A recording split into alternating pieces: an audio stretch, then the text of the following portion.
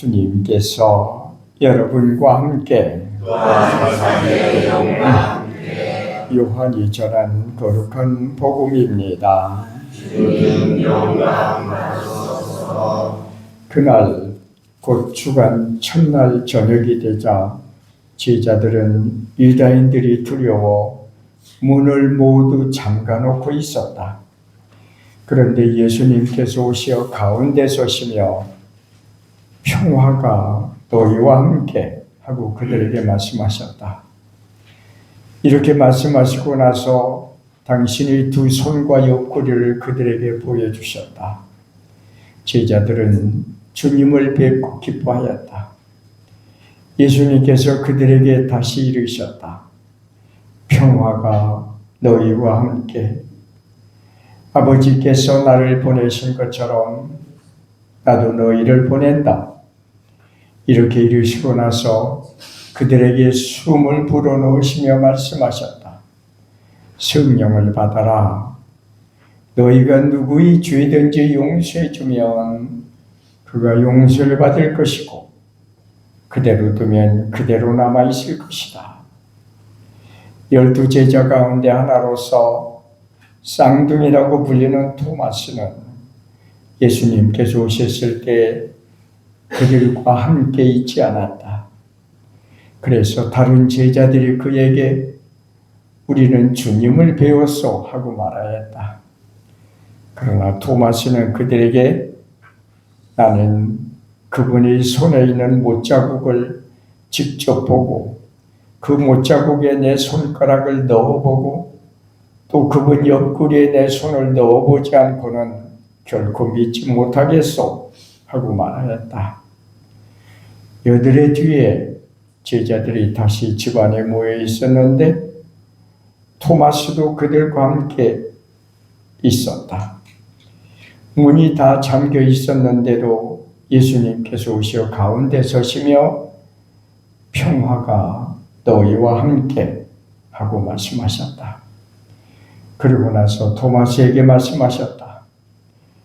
네 손가락을 여기 대보고 내 손을 보아라. 네 손을 뻗어 내 옆구리에 넣어보아라. 그리고 의심을 버리고 믿어라. 토마스가 예수님께 대답하였다. 저희 주님, 저희 하느님. 그러자 예수님께서 토마스에게 말씀하셨다. 너는 나를 보고야 믿느냐? 보지 않고도 믿는 사람은 행복하다. 예수님께서는 이 책에 기록되지 않은 다른 많은 표징도 제자들 앞에서 일으키셨다. 이것들을 기록한 목적은 예수님께서 메시아이시며 하느님의 아드님이심을 여러분이 믿고 또 그렇게 믿어서 그분의 이름으로 생명을 얻게 하려는 것이다. 주님의 말씀입니다.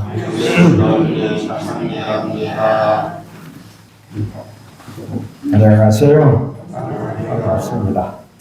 지금 만물이 아주 힘차게 부활하는 시기입니다. 온갖 꽃들이 지금 만발했어요. 특히 벚꽃이 지금 화사하게 지금 피어있고 다른 것도 지금 새싹이 아주 힘차게 올라오고 있습니다. 만물이 이렇게 때가 되면 새롭게 태어나는 부활의 모습을 우리에게 보여줍니다. 이 시기에 우리는 부활 축제를 지내고 있는 것이죠. 오늘 제 목소리가 조금 이상하죠. 제 목소리 이상한 것은 지난 금요일에 갑자기 미사하려고 보니까 목소리가 안 나오더라고요. 감기가 들린 모양이에요. 감기가 들렸는데 지난 금요일에 감기 들렸으니까 이제 나아가는 쪽에 나아가고 감기는 별거 아니에요. 그래서 하나도 걱정하지 않습니다. 다만 목소리만 조금 그래서 목소리만 그런 거지 다른 몸은 멀쩡히 그러니까 조금 더 걱정하지 마시기 바랍니다. 부활하신 예수님께서 제자들에게 나타나셔서 맨 첫 번째 하신 말씀이 뭔가? 부활하신 예수님이 첫 마디, 첫 말씀 평화입니다. 평화. 평화가 여러분과 함께. 이게 예수님의 부활하신 예수님의 첫 인사였어요. 그리고 그것은 제자들에게만 하는 뿐 아니라 온 세상에 모든 사람에게 선포하고 싶은 예수님의 평화였습니다. 나는 평화의 주님으로 부활했으니 이 세상이 평화로 새롭게 태어나기를 바란다. 이것이 바로 주님의 평화의 인사로신 목적이죠. 그래서 주교님들이 미사할 때 가끔 평화가 여러분과 함께 이렇게 시작하죠. 그것은 주님께서 여러분과 함께라는 말과 똑같은 말이에요. 평화의 주님께서 여러분과 함께. 주님은 평화로우신, 평화를 주려 오신 분이고 바로 평화가 주님이시다. 그런 뜻이 되기도 하지요. 그래서 이번 교황청에서 네오 14세 교황님도 부활 축하 인사를 하면서 하신 말씀이 이 말씀이에요.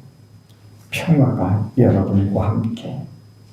이것이 바로 그리스도께서 만민에게 오신 부활하신 첫말이었습니다. 그런데 세상은 어떻습니까? 평화가 함께하고 있습니까? 지금 전쟁으로 많은 사람들이 죽어가고 있습니다. 그러니 이 세상에 그리스도의 부활이 오기 위해서, 그리스도의 평화가 충만하기 위해서 여러분 모두 손에서 무기를 내려놓으십시오. 그리고는 평화를 선택하십시오. 무기를 손에서 내려놓고 평화를 가슴에 껴안으십시오. 이것이 바로 그리스도의 부활 메시지고 우리가 이 세상을 참되이 살아가는 의미입니다. 이 세상을 평화롭게 살기 위해서 하나님께서 이 세상을 내셨습니다. 그런데 이 세상을 평화와 반대되는 전쟁으로 망가지게 해서 되겠습니까? 그러면서 특별히 전쟁 당국자들에게 간절한 마음으로 호소하고 계십니다. 우리도 그 교황님의 그 말씀에 따라서 우리도 모두 마음을 아파요. 세상의 평화를 위해서 기도해야 됩니다. 세상의 평화말로 참된 그리스도의 약속이고 그리스도의 희망이고 그리스도가 우리에게 전하고 싶은 하나의 커다란 과업이기 때문입니다. 지금 불행인지 다행인지 모르지만 조금 몇 주간 휴일을 하면서 종전 협상을 협상에 들어가겠다고 그래요. 근데 정말 평화가 제대로 올까? 좀 염려가 많이 됩니다. 왜냐하면 미국이나 이스라엘이나 이란이나 서로가 자기들이 이겼다고 그래요. 자기들이 승리했다고 그럽니다. 자기들이 서로 승리했다고 그러는데 평화 협상이 되겠습니까? 자기들이 다 실패하고 자기들이 다 졌다고 생각하고 자기를 내려놓을 때 평화 협상이 이루어지는 것이죠. 전쟁이라는 게 뭡니까? 전쟁이라는 것은 많은 사람이 죽고 삶이 무너지며 평화가 사라지는 것이 전쟁입니다. 많이 죽고 삶이 무너지고 평화가 사라져요. 그게 전쟁이에요. 평화가 사라진 그 자리에 남는 것은 절망과 혐오와 공포뿐입니다. 지금 절망과 혐오와 공포를 낳았잖아요. 그런데 무슨 놈의 승리에 누가 승리한 겁니까? 처절하게 다 패배한 거죠. 공격한 사람이나 공격받은 사람이나 수많은 사람들이 죽었지 않습니까? 삶이 무너졌지 않습니까?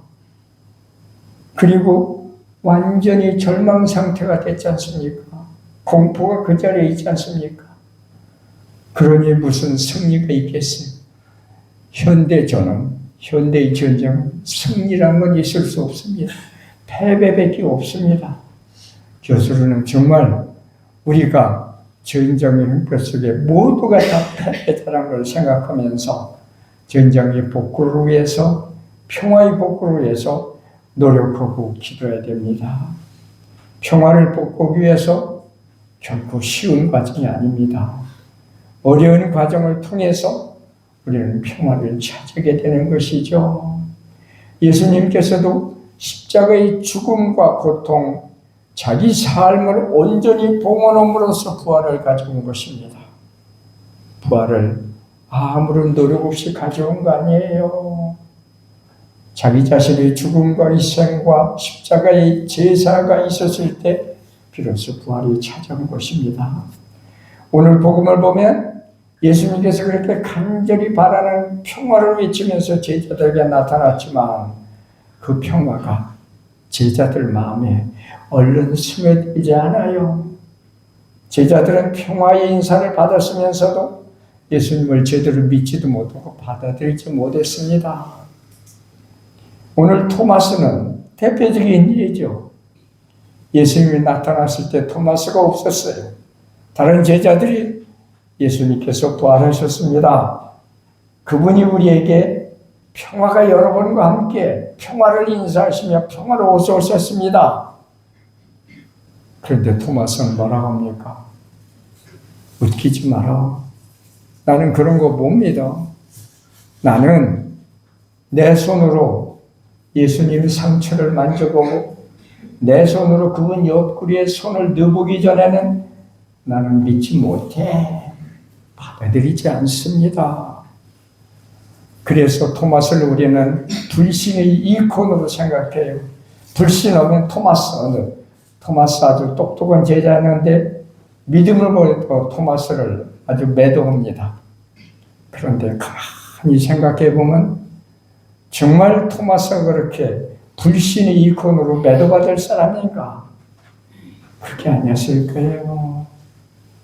토마스도 누구보다 부활하신 예수님을 기다렸을 거예요. 그래서 부활하신 그리스도를 봤던 제자들의 목소리에 동의하고 싶었겠지요. 그런데 토마스 입장에서 보면 부활을 얘기하는 제자들의 얼굴에 기쁨과 평화가 하나도 보이지 않는 거예요. 평화의 주님이 부활하셨다면, 그리고 제자들이 그 평화를 받아들였다면 자기 마음의 기쁨이 용서해야 되잖아요. 그리고 나가서 주님은 부활하셨다고 선포해야 될 거 아니에요.